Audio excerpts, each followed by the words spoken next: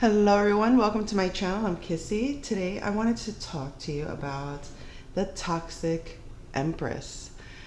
The toxic Empress, the Empress in reverse. This is the mother figure, the wife that everyone seems to be afraid of. This is where the husband or the spouse is afraid of her, the children, they're afraid of her.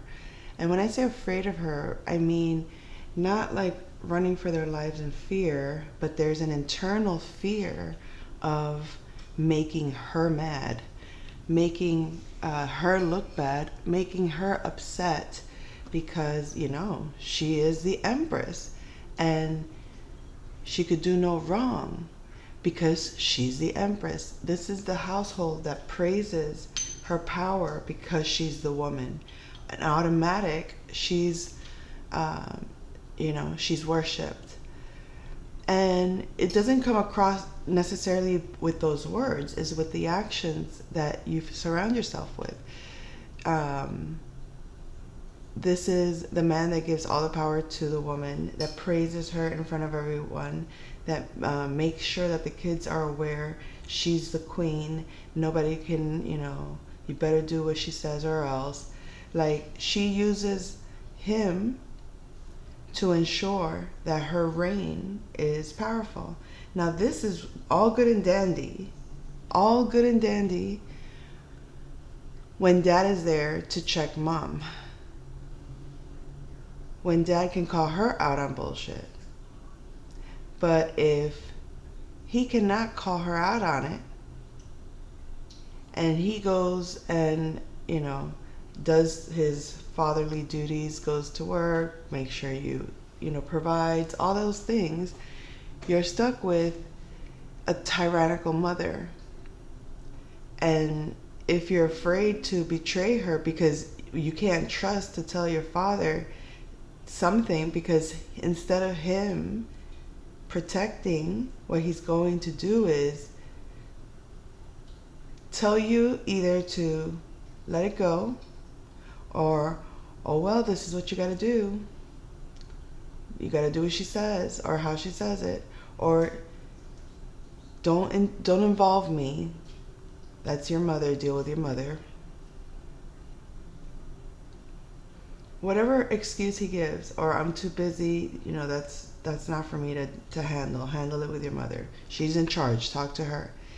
If they don't even give you the opportunity, you're gonna feel like you don't have any you're gonna feel trapped emotionally.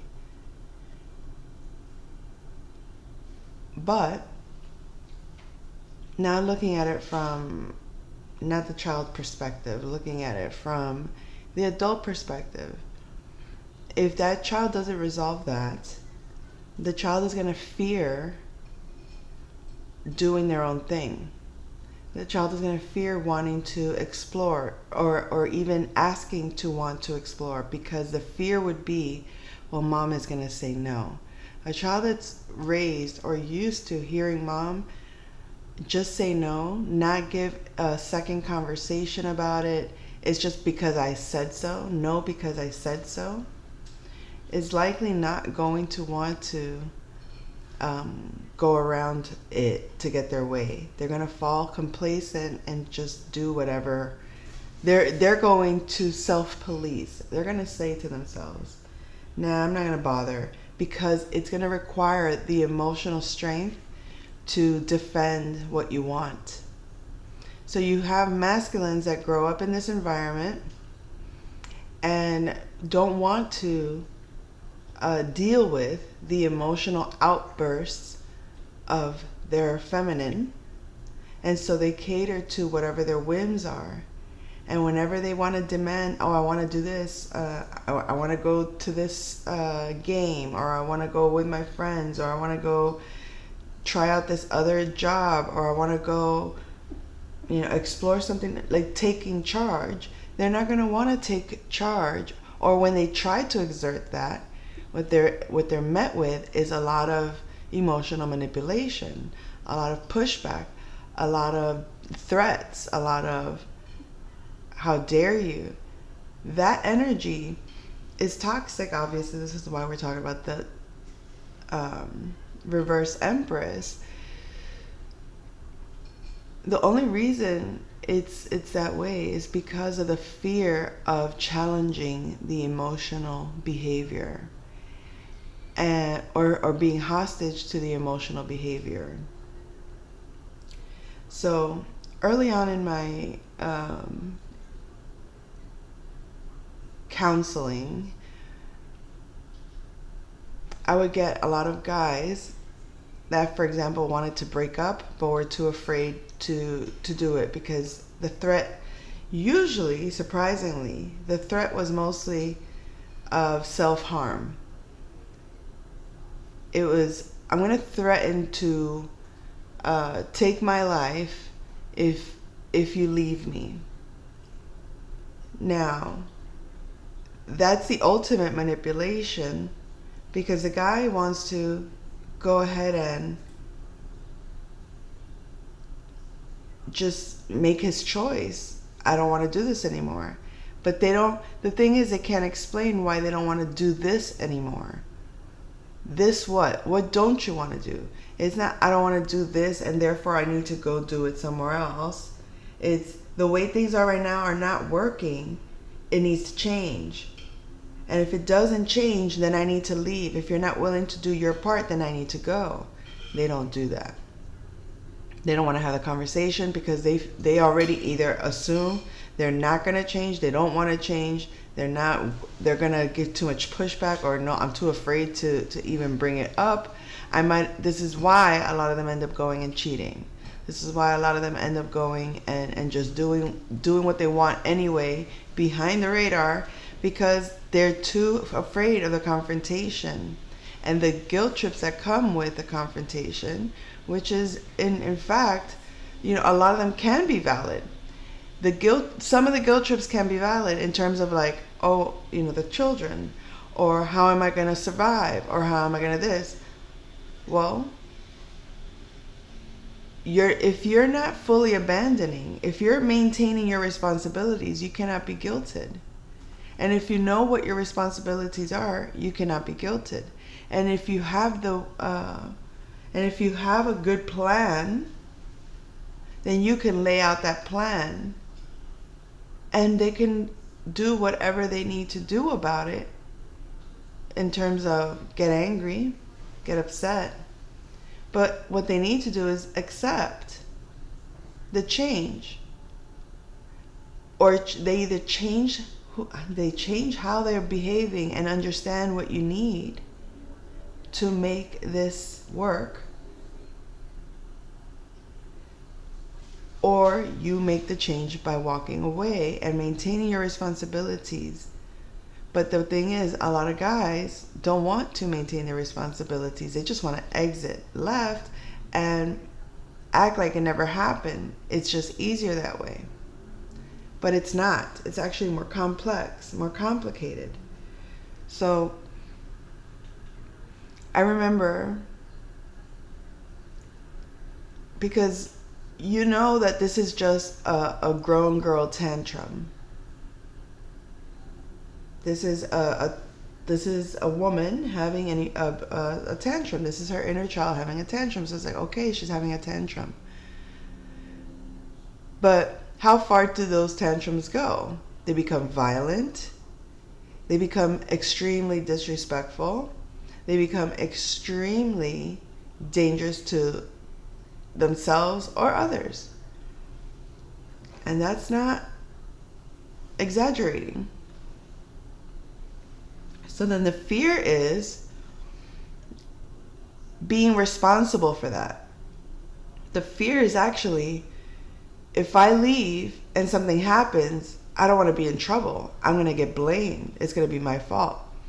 Now, I had the tables were reversed in a situation where a friend of mine was a female, feminine. She was dealing with this in her relationship. She was, I guess her and her baby daddy, her husband, I think it was her. They weren't married, but whatever. They were together for a while. She had her baby at the time was very small, was very young, and sadly, I think he called her on the phone, and he was like depressed. But he was. It was. This is where it's. Okay, let me. Geez, I don't know if I should say this story. It's kind of. He ended up doing it. Like he made the threats, but he was always making the same threats. And then one day she came home and found him, and he was gone. He took his life, and she blamed herself for it. That kind of shocked me out of, because I used to, when it was guys that would tell me this about their girlfriends, I knew that I knew the game that they were playing, and I always say, you know what? What's the worst that can happen? Sometimes you gotta test the limits. If you do things the right way, walk away. Say what you mean what you say, and walk away. And if she has a tantrum, let her have a tantrum. Find the easiest way to leave, and then make sure you explain, and then let it go. And she would have her tantrum, and it was eventually she would calm down and would be willing to hear him out. And if she wasn't, he was already decided she's not willing to change. And if she wasn't willing to change, then he was okay with leaving. This wasn't manipulation. This is, I gotta go, because something can happen here. If I continue to stay in this situation, I'm gonna do something I'm gonna regret. So I might as well just let it go. So back then, it was how do I put it? Back then, it just seemed like less detrimental to make these kinds of moves. And when I say back then, for me, what I mean is there was less consequences in those scenarios. When those guys would leave, this was boyfriend-girlfriend stuff. But you'll be surprised how many boyfriend-girlfriend situationships, or whatever you call them, are in very toxic situations, but nobody has the strength to leave or walk away because of the fact that either they don't know how to exert what they need out of the connection for the connection to continue to flourish and grow, and everybody's happy. But when there are no children involved, it should be extremely simple to walk away. It becomes challenging when you have children involved to walk away, because now you do have to consider, well, these children or this child did not ask to be born in a toxic environment, in a lacking environment, in an environment that isn't prepared to receive them. So you do the best to bring your child in an environment that you can support them in. Even when you do that with all good intentions, yes, we're going to do this, sometimes things happen. Things do fall apart after the fact. You may have brought the child into the world in a healthy environment, in an environment where you can support them properly, where they have all their needs met immediately. And even then, things could be great and perfect. And at some point, then the relationship breakdown occurs. And now you have a situation where the man can't deal, because sometimes children bring changes to the relationship that make a man question how to deal with the woman's emotional needs. And if a woman's emotional needs are not, if she's experiencing things that when she gets caught up in that wave of emotions, if the man cannot sustain that, or if he can't be removed enough emotionally, or grounded enough emotionally in his own, he's not going to have the ability to look at her situation and bring calm to her stress, or clarity to her emotional pressures. And instead of supporting her, he's going to feel overwhelmed by her, and he's going to resent the fact that her falling apart makes him fall apart.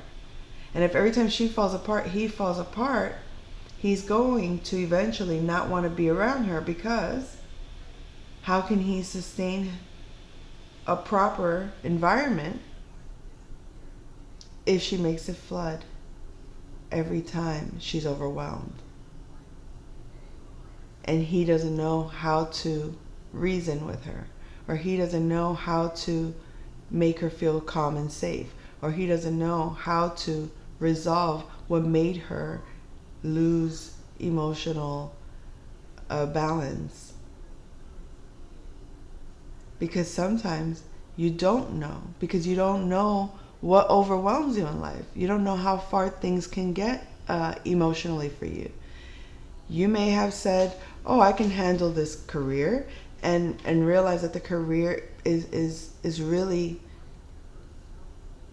stressing you out. Like, you know, when you're working out, that you don't feel like you can keep going, but then you have your coach there saying, yeah, keep going, you can do this. And that's all you need to kind of, and then they give you the feel, and you're like, you do it, and you know that you're doing good. But then there's those times where your body is letting you know, I can't, I'm gonna pass out. No, I feel like my legs are gonna give out. You get to that point, you have to know what that is for you emotionally before you, so you have to see it coming long before it overwhelms you. So if you know that you took on 3 projects one time, and taking on these projects felt extremely overwhelming, the next time you take on 3 projects, you're like, yeah, I'm ready for it. I can do it. I can take on 3 projects. I'm good. And 3 projects could be raising a child or a family. Having children is one project. Project 2 is, spouse, managing your relationship with your spouse. Project 3, your career. Because you have to wear different hats for different parts, right? So you may have done that at one point. Oh, I managed this, my home family, with my work family, and my friendships. And I managed that. I remember the breakdown. I know what to do now to handle, managing my attention in so many places. You do it again, and you think you can handle it, and you don't realize that the stress levels are different. The power dynamics are different. Your ability to speak out in this might not be what it was in that. It was easy once you did it here, because it's like, oh, I can do it with these people. I can talk like this with these people. I can exert my needs here this way with these people easily. Then you get to this situation, it's like all of a sudden you can't do it. And it makes you so overwhelmed, and you respond in however you respond to what you perceive as danger. And then the danger could be where in a personal relationship, emotionally, you can cry, scream, and say bad words, and feel safe in doing that. Your boss fires you or complains to you, you can't cry, scream, and curse, or at least you may not feel safe or comfortable doing it there. And having to hold that in, harness that energy without an internal explosion, is challenging for some people. It's like, how do I walk around with this emotional turmoil? I can't release it here because it'll destroy my life. I can't do it over there because it'll destroy my reputation. I can't do it over here because it might harm me. So then you got to sit with it. You have to sit with it, and you have to learn to not depend on what's out there to figure out perfect movie, Turning Red. It's a Disney, I think Disney or Pixar, I don't know. Turning Red is a kid's movie about a young girl coming into age, right? Going through that transition and learning how to manage her emotions. It's a great movie. But that's what I see tends to happen. So now we go into the Empress. We went through the child phase. We went through the young adult or adult phase. Now you go into this, this could be like the grandmother of, or the boss of the company, and so we're talking about, and it's a woman that is toxic in terms of emotionally unfair. And when we say emotionally unfair, it's like what's good for the goose is not good for the gander. It's like if they're up, they cannot be upset, but they have every right to upset you because, hey, this is me and that's that. Doesn't take into consideration. That is not a feminine that's aware, because a feminine that's comfortable in her emotional state isn't going to take out her frustrations on her subordinates. She's not going to depend on her subordinates to keep her happy. If she's leading, she's going to know the strengths and weaknesses of her subordinates, and she's going to mitigate whatever may, after observing them, understand, okay, I know how this person works. I see where this person feels pressured and gets a little bit out of whack. So it's like knowing how people move emotionally is emotional intelligence, obviously, but it's a skill that some people don't apply in certain areas because they don't see the connection. So you'll have a man that is afraid to tell this woman that she's not working appropriately. Her scores are low, or she needs to improve. Here's the improve. But she has a reputation for being unfriendly, the resting bitch face, the person that gets overly emotional, or sets that tone just a little louder than you're comfortable, or has that look on their face that makes you want to squirm and hide in your skin because you're not emotionally sound in your personal maintenance. You might be good at getting things done and working by yourself and making things happen, but when it comes to dealing with people, especially emotional people, that can be your challenge. And I noticed that when you have in the home dynamic, let's say like the grandma in the house or the mom in the house, that everyone's afraid to piss off, because here's the other tactic. Oh, you don't want to overwhelm them because they can they'll have a heart attack or they could die. They can pass out. Whatever it is, it's like they're so fragile that they'll fall apart. Don't overwhelm them. And you'll have a person that will become very lazy and everything has to get done for them simply because there's another authority. And maybe it's not someone micromanaging that, but it could just be the consensus that's always been.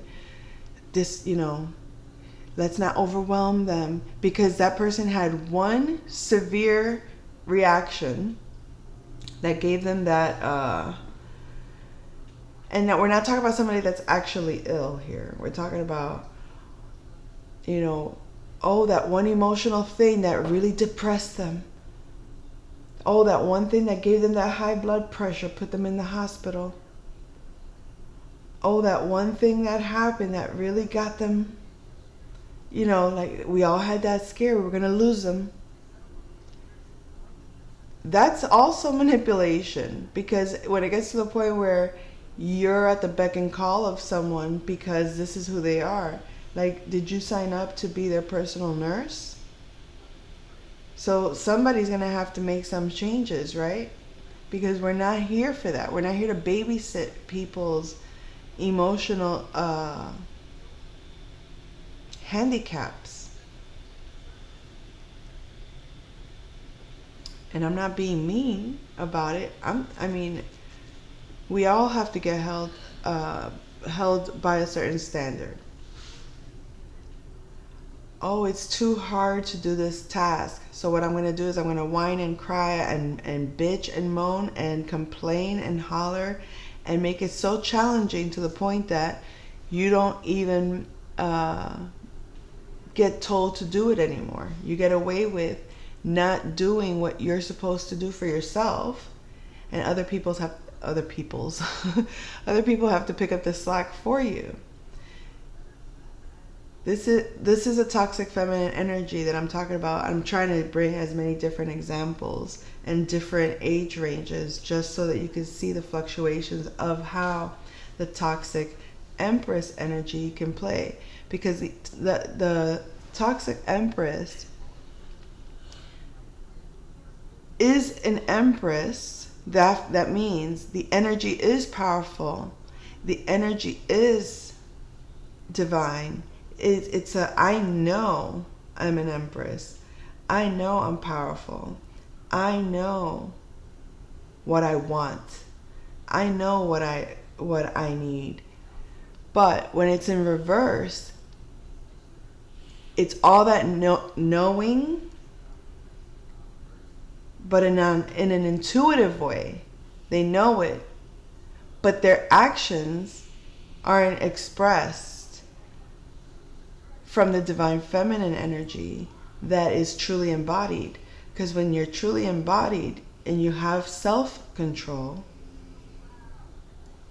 you can exert your needs where it doesn't infringe upon another, where it becomes not manipulated, where you can exert your needs honestly and accurately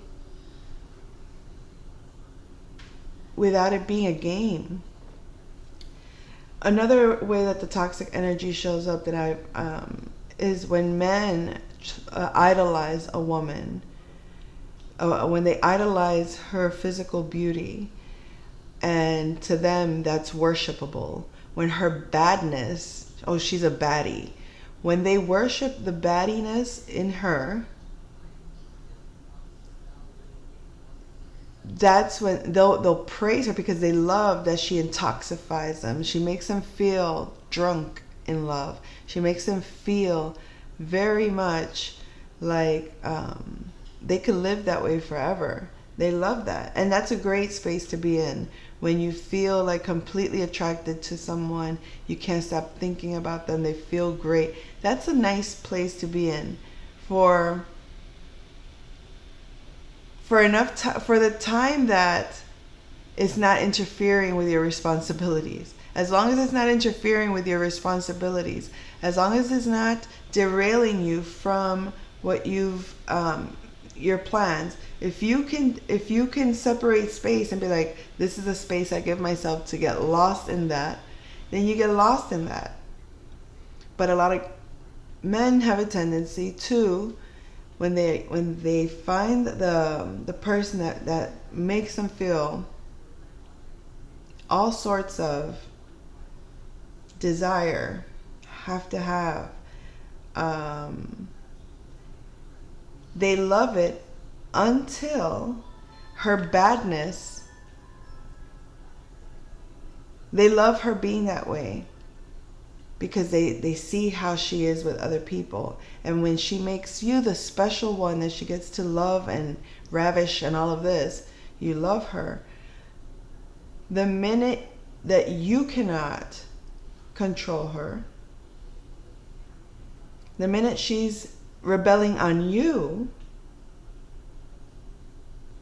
and the illusion starts falling from your eyes, now you get angry. Now you have this disdain, like, how dare you? Now you're mad that she's mad at you. And then it's like, because you know how unreasonable her anger at you is. And it's like, you're trying to fix it. It's like, wait, I'm trying to help you. So you resent that when you're trying to help her and she's making you out to be the bad guy. And it's because whatever she wants at the moment, You're not the one that can give it to her. So even if she has to get someone else to do it for her, give it to her, and you feel like, how dare you? She doesn't care that you're saying, how dare you? Because she's not seeing your needs. She's not caring about your needs. She's just, so this is what I want, and that's it. And I don't care who gets hurt. And that's where it gets very dangerous, because she's unaware. She's unaware of how that level of selfishness can trigger his out of controlness. Her level of unconsciousness, if he's not remaining conscious and he loses consciousness, there's a danger there for her. And that's where you have these, very tragic situations that occur in relationships that are toxic, domestic violence issues. And then they're like, oh, well, they don't talk enough about when women are abuse the men that way. And it's possible that the reason they don't talk enough about that is because the men are not going to want to admit that they tolerated that kind of behavior, that they're afraid of a woman. But it's not because she's stronger than him. It's because he doesn't have it in him. He's been raised to believe, I'm not supposed to abuse a woman, hit a woman, yell at a woman, scream at a woman, treat a woman badly. So instead of walking away, I'm going to stay there because I love them. And then accept and tolerate her abusing him. And then she gets comfortable with, I can hit you, I can yell at you, I can talk to you this way, because you're not going to do anything anyway. Because you've trained her to believe you're not going to do anything anyway. And then when you do something, oh, she's shocked. How dare you? I can't believe you said that. I can't believe you did that. I can't believe you did. And now there's never going to be reasoning, because now you just gave her the ammunition to feel like she's got the upper hand. Like she was right to do that all along. And you know she wasn't. She knows she wasn't. But as long as she keeps acting like she's just crazy and has absolutely no logic, then she'll get away with that. But as long as you still fall for the charm of, hi, Poppy, I'm sorry, whatever that shit is, you're going to go and do it again if you're weak-minded, or if you haven't learned not to put yourself in that situation again, or not to allow yourself to let someone guilt trip you or emotionally manipulate you into letting them have their way just because they want their way, even when they haven't really. It's like, no, I don't have to do this for you. I don't have to give you this because I don't like how you're treating me. I'm not doing anything for you until you learn to treat me the way that makes me want to do this for you. I don't want to do anything for you if you're not going to respect it. Now, the other, when we're talking about like the mother figure, the grandmother figure, you'll have them want to, for example, you might stand up for them and protect them because they're fragile. And you'll go ahead and they'll say, look, that person is bad to me. No, forget it. Even if it's a little girl. Mommy, daddy, they bullied me. They were mean to me. And you go and defend and protect this person. You fight their battle for them. You check that person for them. And it's like that little chihuahua meme that's been popping up on my feed, and I adore it because he comes out with that very evil little smile at the end.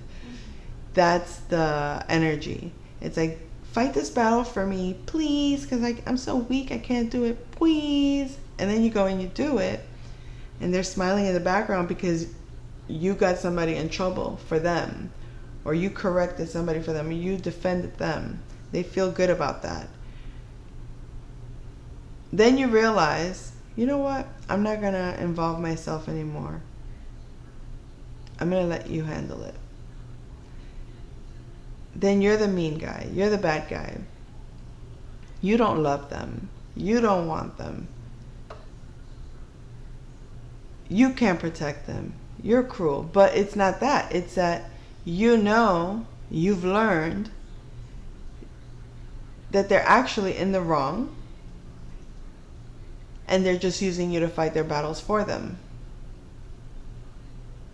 And when you stop fighting their battles for them, now they got to deal with now they got to fight their own battles for themselves. But that's too much energy for them to deal with. They don't even have the energy to do that. But then the consequences come when they don't manage their own demons that way. And one of the ugliest versions that the toxic Empress appears is when she's very innocent. She's the saintly mother that can do no harm because she's always been so perfect and a perfect victim. She was the one that was left. She did everything good. She's the one that loved the most, and she did it all so good. Look at me. I was the best mother. Look at me. I did right by my spouse. Look at me. I did all good. I'm just here minding my business. I did no harm. I did no wrong. Everybody defends her. Everybody protects her. Everybody loves her. Everybody looks out for her. And especially from the mean, bad wolf that destroyed her world and her life. Sir, you were wrong. You did harm. Okay, but that was 50 years ago. That was 100 years ago. Like, you're not supposed to be punished forever over this. The problem is, if you don't get out of that pattern and you keep coming around pretending like that's not what you do, coming around pretending like you're not still looped into, still feeling like a responsibility to her. This is, like the masculine that's like, yeah, that's my baby mama, but I have to still take care of her. Like they take on, they're still playing husband, but they're not really husband. And it's like, you're actually not supposed to be any, but it's almost like it's that couple that supposedly they break up, but they're not really done. And they kind of, it's like, it looks different, but it's still the same dynamic, just in separate quarters, but they're still dealing with each other in this very toxic way. But then instead of like just being honest about it, they're both lying about it. She's pretending, oh, I don't want him, I don't need him. He's the one that keeps coming around, and he's bitching like, I don't want her, I don't need her. I have to make sure she's good because she depends on me. If I don't do it, nobody else is gonna do it for her. It's me, or she's gonna die. Those are the lies that they tell to stay in that toxic environment, so that he can do what he wants and she can have the space that she needs and pretend that they're happy that way. So you protect her from him because you see, hey, he keeps, just don't even let him in. And you tell him, hey, leave her alone. Go, move on with your life. And he does. I did move on with my life. I'm doing all this over here. But he's still doing this. So what do you do at that point? You see that they're both using you as a go-to between them. And you're feeling responsible. And the only reason you would be involved or feeling responsible is because they'll bring it to you. Call them and let them know. Or, hey, find out why she this and why she that. And it's like, why don't you go talk to her? You ask her. No, we got into a fight and blah, blah, blah. Oh, okay, so you guys got into a fight. Well, not my problem. Deal with it. I'm not involved. They get mad at you for that. So let's assume you have a toxic empress that isn't talking to a toxic emperor, because a toxic emperor is a toxic emperor. He's ratchet and doing whatever out there. So she can't look dumb having all that ratchetness because he's not keeping it hidden like she wants him to. It's like, instead of her facing, you're a douche, I don't want you, she's going to pretend he's not a douche so that she can remain in her empress position. Oh no, you're a douche. But now everybody sees you're a douche. Well, now I have to leave you. But technically, I'm really not leaving you. I'm going to stay attached to you and pretend that it's you. So she has to save face by not entertaining you anymore. Because if not, everyone's going to see, oh, you're really not an empress because you're still entertaining his bullshit. So she can handle that. She's like, fine, I won't deal with him. But she'll find a way to have you deal with him for her. And all the while acting like she's not dealing with him. But as long as you're dealing with him, she's comfortable. Because you're still the link that keeps her attached to him. So when you cut her off and say, I'm not doing this for you anymore. I'm not going to stay linked to him either.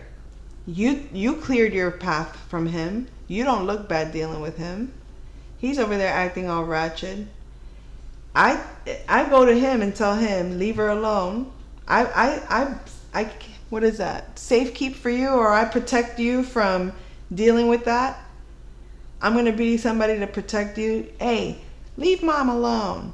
Or hey, leave my friend alone. Or hey, leave my, my partner alone. However, whatever role you play in this toxic empress life, where you feel like she put you in a position to defend and protect her against the big bad wolf. And here you are, you're dealing with them and they're harassing constantly. Hey, let me talk to her. Hey, let me be around her.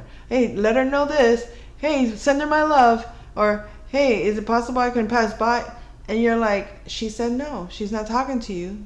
And then you go to her and you tell her, yeah, this is what he did. He was over here again today, or he came calling and looking for you. That boosts her ego. She's feeling great. She's like, of course he loves me. Of course he wants me. Look, I don't have to do anything. I still have you here feeding me his energy, giving me what I want out of it while not dealing with it. As if this is something you actually want to do. It's like, wait, I don't have to do this. I don't even care the outcome of you guys. So you were entertaining him for her, meaning you were trying to help him understand how to fix himself so that he can relate to her better. You were trying to get him to accept letting her go so that she could be at peace. You were giving her power, telling her, hey, he's a douchebag. He's acting foolish in the public. So you protect yourself. Move on. She pretends to move on. He pretends he doesn't care. And it all looks a certain way to the public. As long as you are keeping their connection alive, going between them.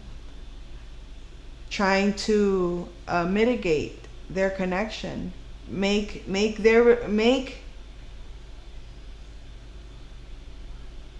your relationship to her comfortable and make your relationship to him comfortable outside of their connection. But if the only connection you have to them is regarding them and it has nothing to do with you, so then you step back from the situation. Now you block him because you have no need to interact with him. The only reason he is interacting with you is to interact with her, right? Okay. So you know what? She isn't communicating with him. So you're like, okay, good. If she's free to communicate with him if she wants to or not, but I'm not going to be the one coming to her and telling her anything. She can't use me anymore for that. Boom, you block that. You don't bring it up, you don't mention it. It doesn't matter how good, how bad, whatever it is, you're no longer the source of information for her. And then when he comes to you and you're still involved somehow trying to help him, trying to get him to get his mess together, you realize, I don't need to do this for you either. And you just stop. Nope. I'm that's not who I'm supposed to be to you. I'm not here to do that for you. I'm not here to take the place of what she isn't doing for you, and that what the streets couldn't do for you either. So it's like the toxic empress, the toxic emperor dynamic. You grow up in a family dynamic where this occurs, where they split, and you feel like it's your job to make sure she's happy because he abandoned her. He's not emotionally supporting her anymore. He abandoned her. So he's now dealing with another woman or dealing with another situation. And so you become the emotional support that he abandoned. And then you support him, you become the emotional support that he cannot get from her anymore. That the new isn't giving him either. So which is why it's imperative that everyone does their own inner work and masters their own emotional healing. Because if you're the one that's done the inner work to manage your emotions, to regulate yourself, to be in balance with yourself, and not let others get you out of balance, not let others put you in situations where you feel like you can't be yourself. When you've done that work and you want the people around you to feel at ease with who they are and how they are and happy with their choices, and if they're not, help them with a plan to make better choices and talk about what they actually want and how they want things to be, where they can actually move forward and feel like this is how, wow, I can't believe this is how it's supposed to be. It's supposed to be like this, and I feel so much better, so much lighter, no regrets of the past, no regrets. It's like, it was the best decision I ever made kind of energy. This is what you're trying to give them, and they can't see that because they want to pretend that nothing has changed, but everything has changed, whether they wanted to or not, and they want to keep playing the old roles that don't match anymore. How long are you going to pretend this works? How long are you going to pretend that this is how it is and that it's not dysfunctional? So when you cut off when you're no longer entertaining him, he has to find other areas to get to her. Because remember, the only reason you were in his life is because he didn't have access to her. You were the access to her.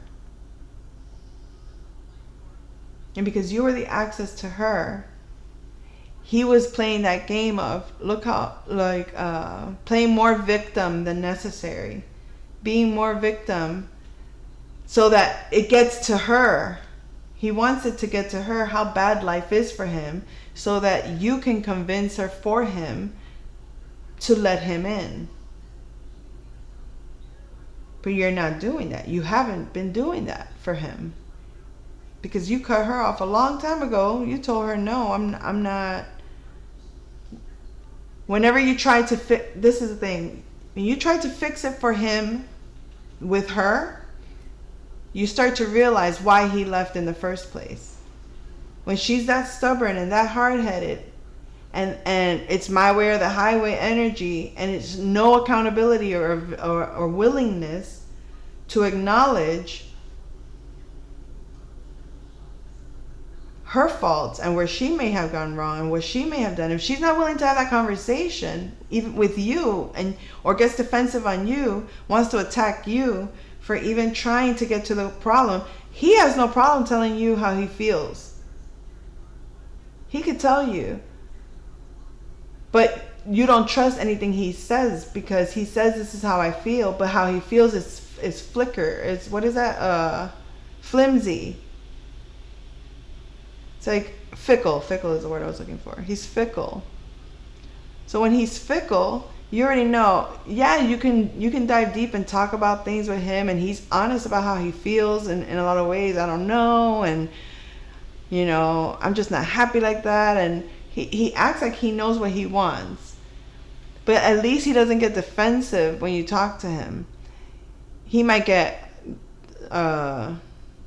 offended, but he doesn't react like she would emotionally. We're talking about the toxic Empress, toxic Emperor. He's not going to react out of... He might say things when he gets defensive. When he's challenged emotionally and he does get out of consciousness, that's where he can be dangerous. It's like trying to mitigate these two energies becomes very challenging. Excuse me. So when you cut her off from feeding her information about, he's doing this, his life is falling apart without you, or, because you think maybe she wants to work things out with him. And to her, it's like, oh, poor guy, I feel terrible for him. But she's not going to do anything about it. She's not going to do anything about it because she's already been burned by him. She already, once she got to her last straw with him, that she decides, I'm going to cut you off. When she has to save face, she's, I guess you could say, maybe at her most dangerous. Because when she has to save face, even if she's dying inside, she's not going to make that move. She's not going to act on it. She's going to pretend that you got to kiss her ass.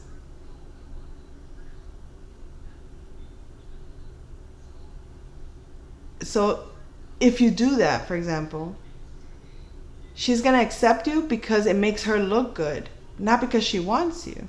Because she's still not going to respect you. She's still not going to look at you like you're anything. The only way she's going to see you is when, and respect you, is when you've let her go and actually upgraded your life. Because she sees that she was your upgrade. And you left her for somebody else. So that was a downgrade from her perspective. You can never get better than me. Okay, so he can't get better than you. Boom. And because he wants to come back. So what happens, the only way this feminine is going to respect that masculine is when he has the self-control to walk away from those that are less beneath or that are beneath her. And he actually has something to offer above and beyond what he had provided her. So if he let go of the toxic stuff and he gets his life together and he upgrades his life, he raised his own standards, and he's not even asking her, hey, come be with me. You better believe she's going to look at him differently. You better believe she's going to look at him and say like, oh wow, he improved his life, but he's also not kissing my ass. Now she has to raise her standard, because now she has to, hold up a second, you can't raise your standards and act like you won.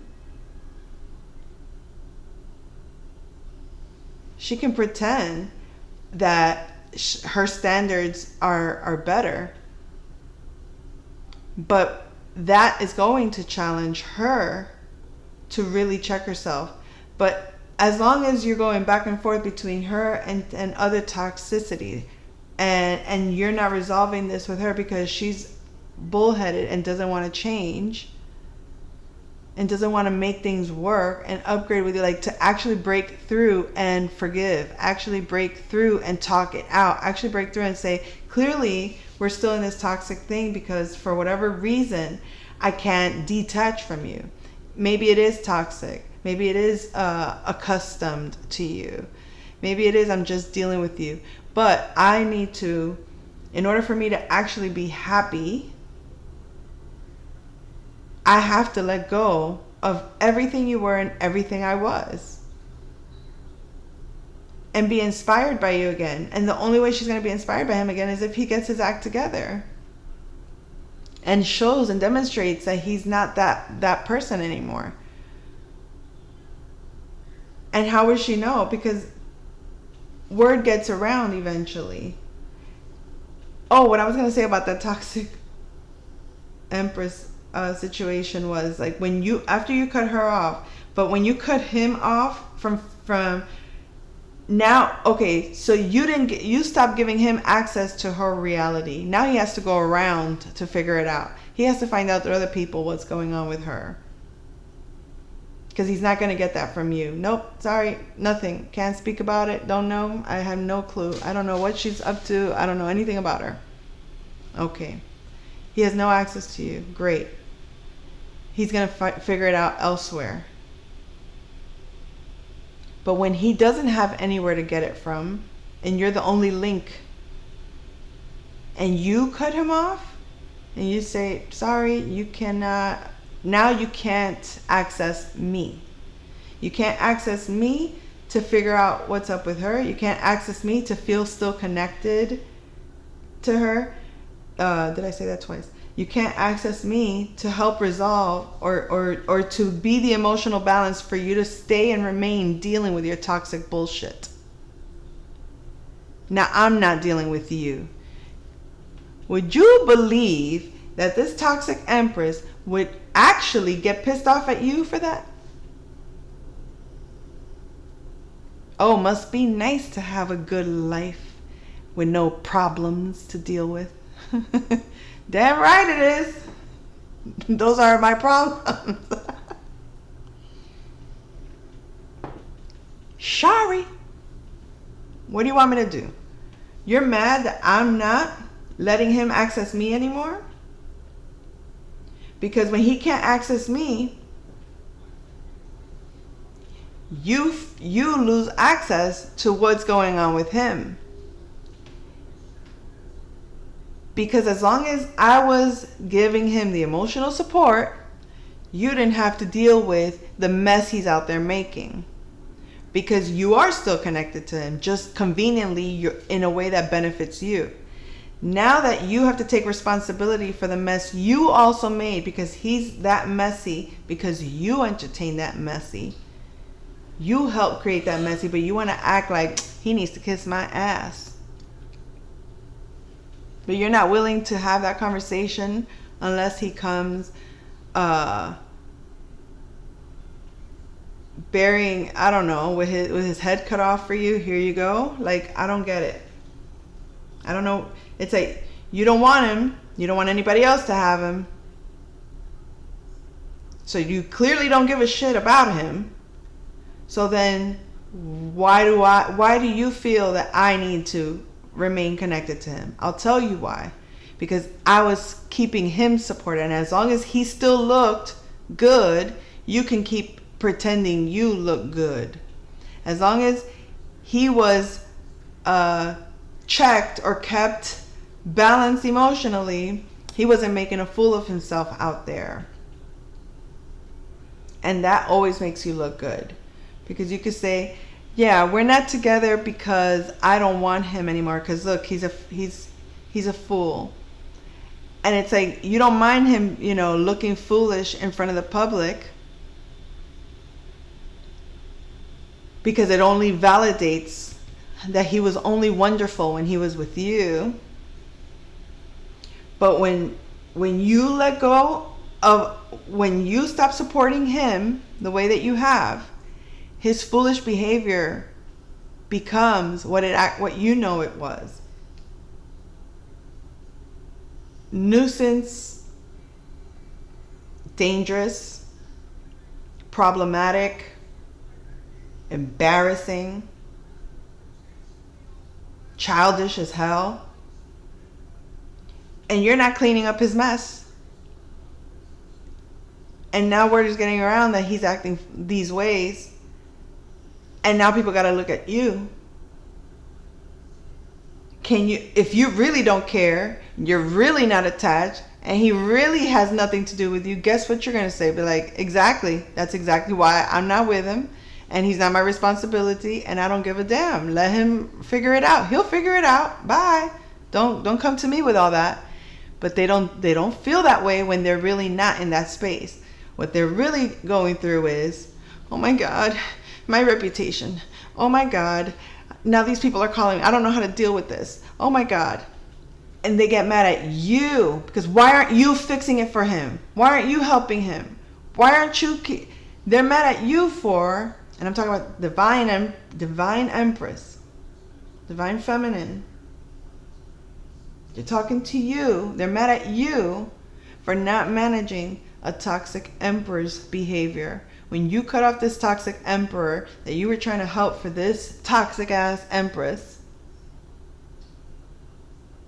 to try to get them to have some, to take back their court, to take back their throne, to take back their position as a team, and you're like, here, I can see that you guys do love each other, and I can see both of your perspectives, and I can see that it's a matter of tweaking here and there, but you've let it go on for so long in such a toxic way that you had no choice but to split, because his toxic behaviors are now disrespectful and your toxic behaviors are intolerable, and neither one of you are willing to change, but instead pretend that you're better than the other, and neither one of you is better than the other, because yes, this person over here made mistakes, but you also made mistakes on this side, and that can be proven, because if you didn't make mistakes, you can sit there and have the conversation. But instead you act like, no, you can't talk to me, you're cut off. That cutoff game is fake a lot of the times. That cutoff game is manipulation, because as long as I can outstand you, in other words, I'm not going to need you. I'm going to prove something. I'll need you less than you need me. You're going to pretend that you're actually happy, but some people are not very happy. They're staying stagnant, or they're staying. It's like the kid that has a tantrum and sits in the corner, just sitting there pissed off. Not actually having a good time, not actually over it, not actually moved on. No, I'm going to stay here. It's like they punish themselves until somebody comes and kisses their ass and comes and says sorry. I'm going to stay. Like, who are you hurting? You're hurting yourself. And then they're mad that you're not getting this person to fix whatever they got to fix so that they can come and say sorry to you. No, that's not who we are here. So then you'll have others that were supporting the toxic empress just by the fact that this is the empress. Everybody's got to look out for the empress. And the emperor, oh, evil emperor, how dare you abandon empress.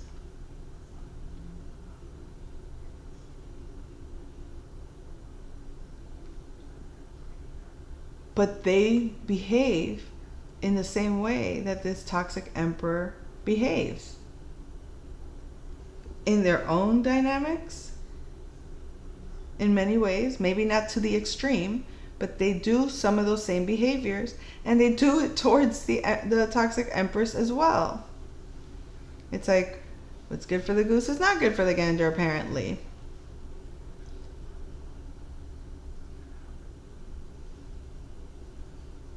But then the Empress still, as long as it looks like she has allies, the toxic Empress, as long as it looks like she still has allies, she'll remain attached to people just for the numbers game. Oh, look at me. I got all these people. But none of these people even, they might be more on her side because of the dependency that they have to her. Not so much because they give a damn.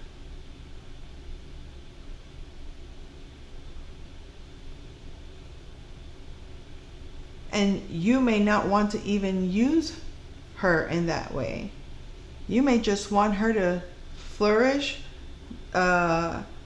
make sure that she's receiving what she needs and that she's happy. And as long as she's got what she needs to be happy, then she's good.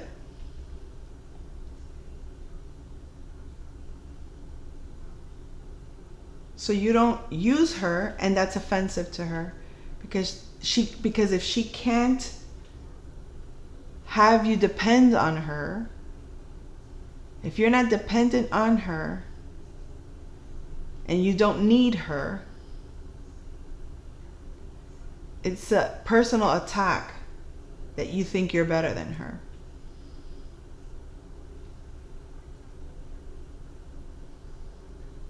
And it's, I don't need you because I have my own source of power.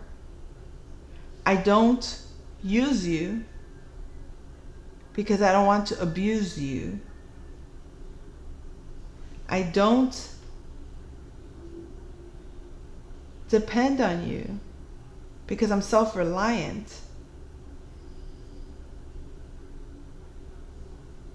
But instead of you being happy that all of that is what I'm doing, you see it as a competition and use those people that are dependent on you for their own personal needs, not because they give a shit about you, that way, the way you play it out, and play them against me.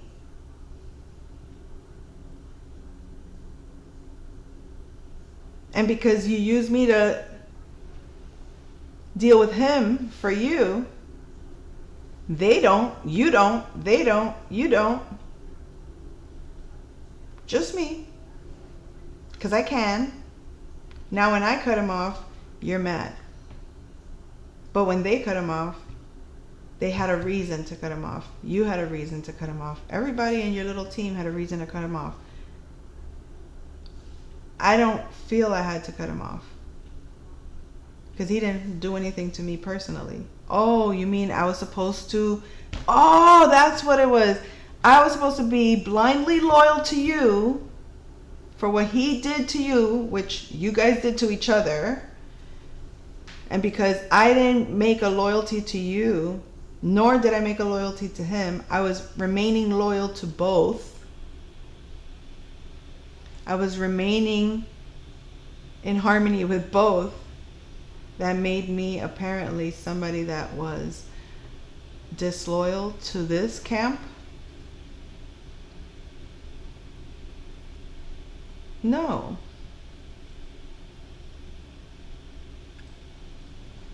I was holding it together while you all abandoned. So now that I abandon it, because none of you care, abandon his ass.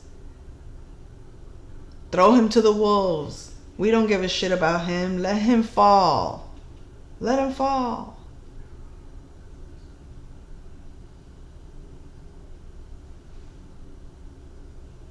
But you don't want to do that. You want to help him do what he needs to do the right way. So yeah, he's full of shit too. He's lying to himself. You gave him the benefit of the doubt beyond what they could. So you finally say, no more. All right, well, I guess I'm not, because you guys are telling me, But because I no longer want to deal with him, now you're all mad at me like I'm the only, like I was supposed to be the only one there. You know why? Because that means that now they got to deal with it. 'Cause they're not going to deal with it through me. His mess is his mess. Their reactions and how they handle it is their problem. When you know you've done it, when you know your intentions, when you know who you've been, nobody can guilt trip you. Nobody can make you feel bad for making an informed decision. And they might say, oh, but then you were making us feel like we should be more considerate here and there. Yeah. Are you sure that your cutoff is founded? Like, what are you cutting him off for? Because you're loyal to the toxic Empress. You want to cut him off because of that, or because you have a personal problem with him? And if you have a personal problem with him, have you discussed it? And if you discussed it and you fixed it, then you should be good. There shouldn't be a problem with you maintaining a relationship. But if you cut him off you have to have your own reasons to cut off somebody. You can't cut off somebody because you're loyal to somebody else. Because that person that you're loyal to may not be telling you why they cut him off or why they're no longer there. They're just telling you blindly cut this person off if you're loyal to me. I had a friend one time try to tell me this. We were friends, and she ended up dating. We were dating the brothers, but her boyfriend had an ex that he was in a toxic dynamic with, back and forth with. So my friend had become kind of like his new little girl thing, whatever, and he broke it off with her and got back with his ex. Now I'm in this dynamic where I'm dating his brother. So the brothers are going to spend time together. Hey, let's go out. Let's go have dinner. Hey, let's go do this. Let's go do that. Whatever it is. Let's, double date. And I'm meeting his ex-girlfriend, which is his current girlfriend. But my friend is now his ex-girlfriend, which I'm still friends with. I'm like, hey, girl, want to go hang out next weekend? Let's go do this. Let's go do that. And she's like, okay, fine. But then she asked me not to be friends with her. And it's like, that has nothing to do with me. Like, you guys, it's not like she stole your man.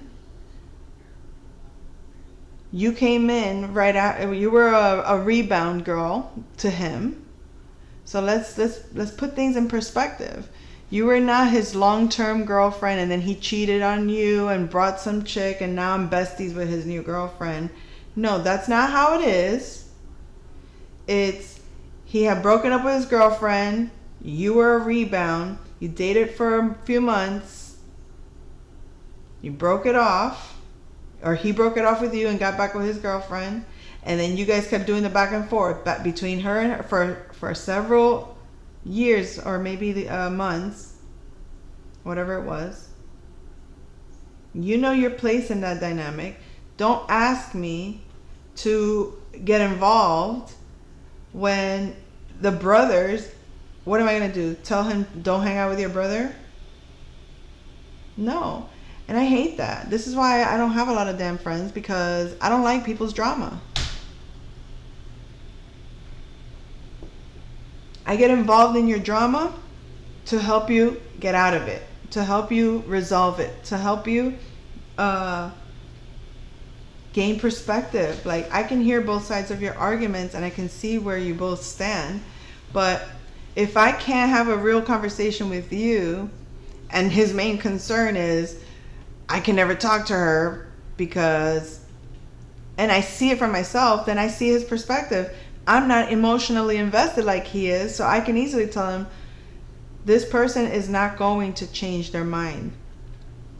They're going to insist that they're right no matter what. So you're either going to accept that and live with that, or let it go and move on.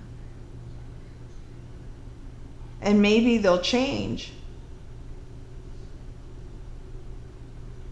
And some people don't like that kind of advice. It's like, what do you mean? Like, it doesn't matter who it is, young, old.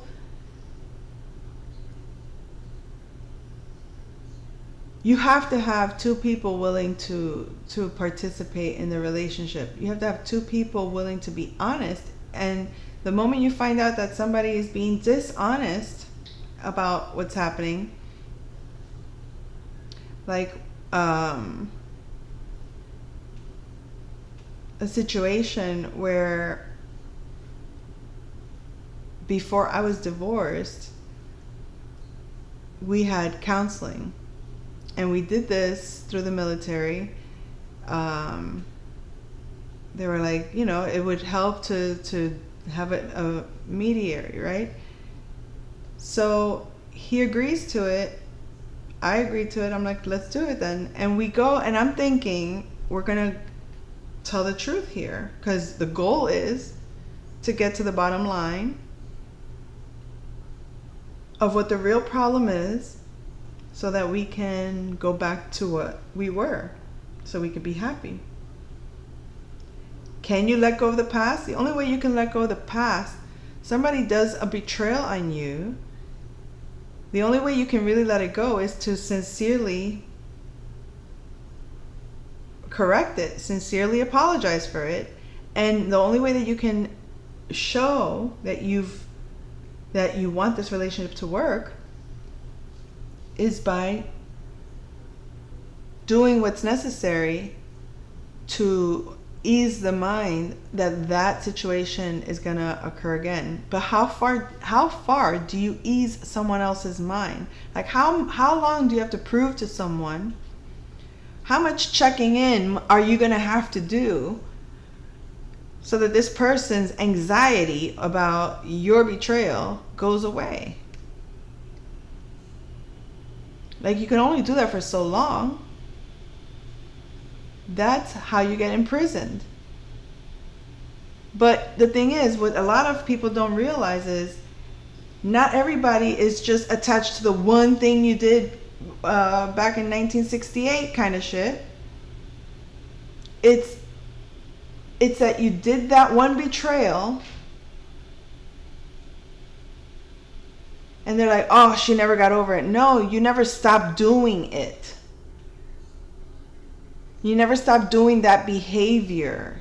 That behavior that you did that made me distrust you, you're still doing it. And if you're still doing it, I still can't trust you. And you say, oh, you're never going to trust me. You'll never trust me. Of course, I can't trust you if you keep doing the distrustful thing that led to a breakdown in the first place. So how long do you tolerate someone lying? Or how long does someone else have to tolerate constantly proving themselves? Is it even worth it? To me, it isn't. It's not worth it. I don't trust you. You know what? The best thing to do is to let it go. That's it. I've accepted that I don't trust you. And if I can't trust you, it's staying here isn't going to make me trust you more, because you're still acting the same way that broke my trust to begin with. So no, you walk away completely. If that person truly changes, the changes are obvious. They'll come back different. They'll come back changed behavior, not with the same old lines, with the same old story, with the same old ways. And saying no, that, you know, after that first time, having the willingness to walk away after that first time, the sooner you're able to let it go, the sooner the opportunity to resolve it can come. As long as you stay in that toxic cycle, you're just doing this to your life. All of this is being taken up by that same. So you get this big old block of, this is what we've accumulated all this time, dealing with each other in this way. And that's not worth it. Because now you got all of that to clean up? No way. I don't think so. That's why they say nip it in the butt. In the bud. Keep it simple, stupid. My drama teacher used to say, kiss. Keep it simple, stupid. I used to think he was actually talking to me because my friends used to call me Kiss. I didn't realize it was an acronym. Keep it simple, stupid. Keep it simple, stupid. That's my message. Come back soon. Take care.